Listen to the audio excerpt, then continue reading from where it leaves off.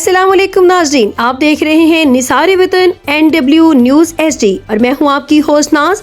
और अब चलते हैं आज की अहम खबरों की तरफ।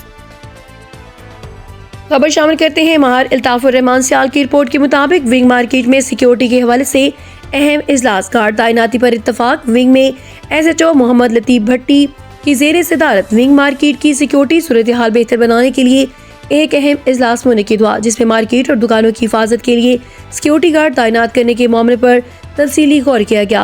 इजलास में मुख्तलिफ कारोबारी शख्सियात और दुकानदारों ने भी शिरकत की और अपनी कीमती तजावीज़ पेश की। शुरा ने मार्केट में बढ़ते हुए चोरी के वाक़यात और अमन व अमान की सूरत हाल पर तशवीश का इजहार किया और उसके इक़्तिदार के लिए मुश्तरका इक़दाम पर जोर दिया।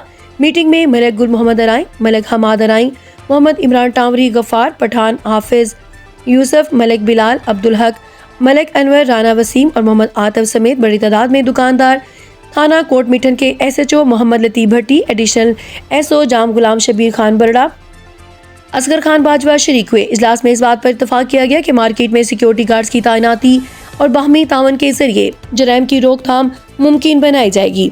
शुरा ने इंतजामिया और पुलिस से करीबी राबता बरकरार रखने के अज़म का इजहार भी किया।